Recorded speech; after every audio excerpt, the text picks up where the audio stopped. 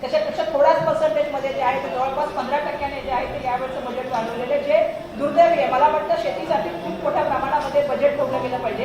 याचं कारण असं आहे की पूर्वी शेती सोडून लोक उद्योगासाठी येत होते, परंतु आता लोक पुन्हा शेतीकडे वापस चाललेले आहेत. जे प्रमाण 44% होते ते आता जवळपास 48% शेतीच्या उद्योगावर गेलेले आहे. म्हणून अशा वेळेला शेतीचं बजेट वाढवणं, त्या व्यतिरिक्त जे आहे ते शेतकऱ्यांसाठी विविध गोष्टीचं त्या ठिकाणी आयोजन करणं. आपण बघितलं की सगळ्यात मोठं आंदोलन हे शेतकऱ्यांनी केलं आणि शेतकऱ्यांच्या आंदोलनाला कसं निस्तरभूत करता येईल यासाठी केंद्र सरकारने विविध यंत्रणांचा वापर केला.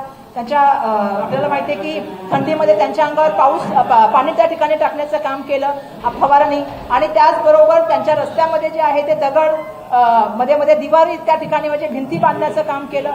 त्यामुळे शेतकरी हा मुळातच जो आहे हा कष्टकरी आहे. शेतकरी हा दिवस रात्र घाम गाळून ह्या आपल्या सगळ्यांसाठी जे आहे ते शेतीमध्ये काम करतो, पीक पिकवण्याचं काम करतो. परंतु दुर्दैवाने आपण बघतो की शेवटी या सगळ्या जाचाला, ज्या सगळ्या निर्णयामुळे जो शेतकऱ्यांना त्रास सहन करावा लागतो आणि या मोठ्या प्रमाणामध्ये होणाऱ्या कर्जबाजारीमुळे शेवटी शेतकरी हार मानून जी आत्महत्या करतो ती जर थांबवायची असेल तर शेतकऱ्यांसाठी नवीन पॉलिसी आणल्या पाहिजेत.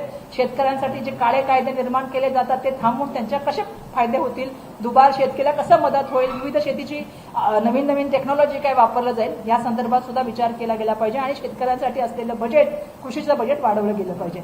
आम्हाला माहिती आहे की केंद्रीय मंत्री भाषण खूप चांगल्या तऱ्हेने करतात. आम्ही त्यांना मामाजी म्हणतो. मामाजी भाषण शिवेंद्र आपल्याला खूप भाषण चांगलं करतात चव्हाण साहेब, पण शेतकऱ्यांचं बजेट वाढवून देत नाही, ही दुर्दैवाची गोष्ट आहे. आणि आजचा मोर्चा या संदर्भामधला होता सध्या.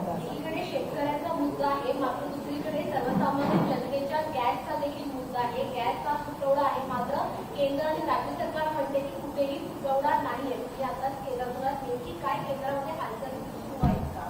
नाही, तुम्हाला सुद्धा माहिती आहे आणि मला सुद्धा माहिती आहे की जरी केंद्रीय मंत्री किती जरी म्हटले असे, आम्ही सातत्याने जे आहे ते संसदेमध्ये हेच सांगत होतो की देशाच्या पंतप्रधानांनी संसदेमध्ये यावं. याचं कारण आम्हाला असं पाहिजे होतं की त्यांनी येऊन देशाच्या जनतेला आश्वासित करावं.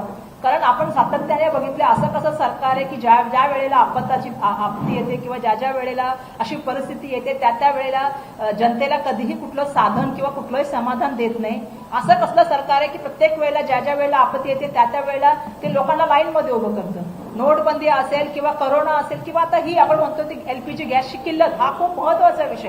अशा वेळेला ज्यावेळी लोक मोठ्या प्रमाणामध्ये पॅनिक सिच्युएशनमध्ये आहेत, अपेक्षा हीच असते की केंद्र सरकारचे पेट्रोलियम मंत्री किंवा देशाचे पंतप्रधान यांनी संसदेमध्ये यावं, जनतेला त्या ठिकाणी आश्वासित करावं आणि त्यांच्या समोर जे आहे ती जमिनी सत्य जे आहे ते आम्ही सांसदांच्या माध्यमातून जावं, हीच आमची अपेक्षा असते. खरं तर बघाल तर आज मुंबईमध्ये इतकी भयावह परिस्थिती आहे. मुंबईमध्ये छोटे छोटे हॉटेल चालतात. मुंबईमध्ये छोट्या छोट्या हॉटेलमध्ये जर आपण बघितलं तर त्या ठिकाणी आज अशी परिस्थिती आहे की आता चहा तर काही ठिकाणी लोकांनी बंदच केले आहे. जेवणामध्ये पण 3 ते 4 पदार्थ मिळणार. आज अशी परिस्थिती आहे की मागच्या हप्त्यामध्ये जो 5-6 हजारामध्ये मिळत नव्हता तो आता 6,500 मध्ये कमर्शियल गॅस मिळत नाहीये. जो डोमेस्टिक म्हणजे आपला घरगुती गॅस असतो तो सुद्धा आता जर आपण बघितलं तर 3,500 मध्ये मिळत नाहीये.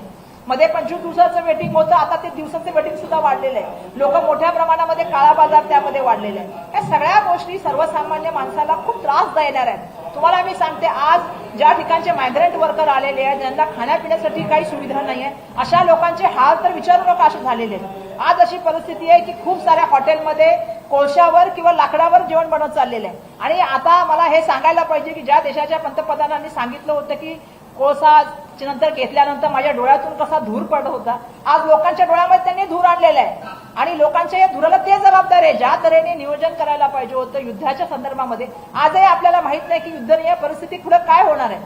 आम्ही म्हणत होतो त्यांना की तुम्ही एवढी बिलं आणली पण तुम्ही एक चर्चा घेतली नाही 193ची, आणि ती चर्चा आम्हाला इच्छा होती की त्यांनी इराक आणि या युद्धाचे जे सगळे परिणाम झालेले आहेत आणि त्याचे भारतावर काय परिणाम होणार याच्यावर एक चर्चा संसदेमध्ये घ्या.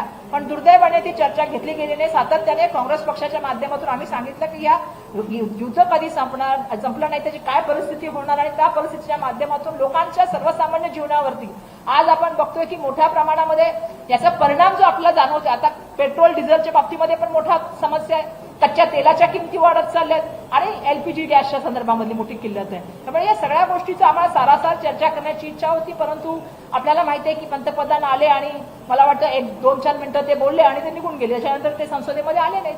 ही दुर्दैवाची गोष्ट आहे. मुंबईमध्ये पाण्याची तेवढा आहे आणि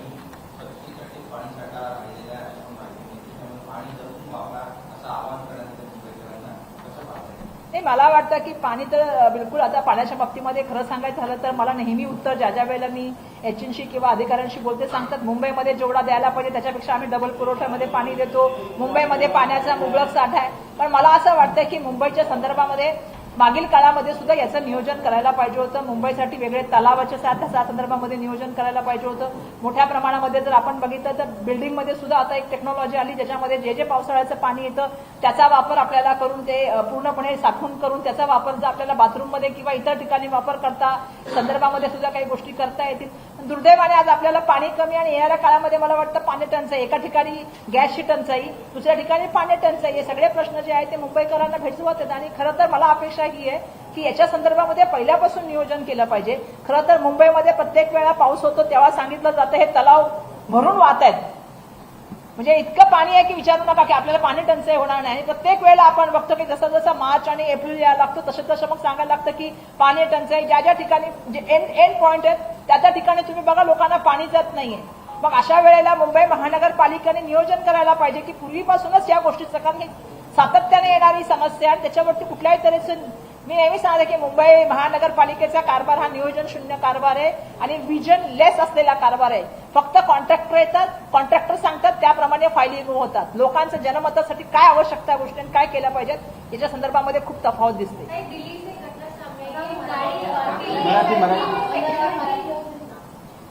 दिल्लीमधून एक महत्वाची घटना समोर आली आहे. दिल्लीमध्ये त्याच गाडी संसदेमध्ये घुसली आहे आणि त्यांनीमध्ये घुसली आहे आणि जे स्पीकर आहे त्याच्या गाडीवर शाई फेक झाली आहे आणि कोणाच्या आहे स्पीकर त्याच्या गाडीवर शाई फेक करण्यात आली आहे आणि एक गुच्छा जो आहे फुलाचा तो देखील एका अज्ञात व्यक्तीने एंट्रन्स गेटवर ठेवला. नाही, मला या संदर्भामध्ये अजून मला अजून माहित नाहीये, पण अशा तऱ्हेने करणं चुकीचं आहे असं मला वाटतं. आणि शेवटी कायदा सुव्यवस्था बघणं हे जेव्हा दिल्लीची असतं तेव्हा दिल्लीच्या राज्य सरकार पण तिथे भाजपाचंच आहे आणि केंद्रामध्ये सरकार पण भाजपाचं आहे. त्यामुळे मला अपेक्षा आहे की या संदर्भामध्ये जे आहे ते चौकशी करण्याचं तर काम होईल. पण मागील पण आपण बघितलं की दिल्लीमध्ये बॉम्बस्फोट झाला होता त्यावेळेला सुद्धा आपली अपेक्षा होती की होम मिनिस्टरांनी या संदर्भामध्ये मोठ्या प्रमाणामध्ये काळजी घेण्याची आवश्यकता आहे. आणि होम मिनिस्टर फक्त विरोधकांना दम देतात. मला वाटतं ज्यांना त्यांना लाल दाखवली पाहिजे किंवा ज्यांना 56 इंचाची छाती दाखवली पाहिजे दाखवावी ही अपेक्षा करते.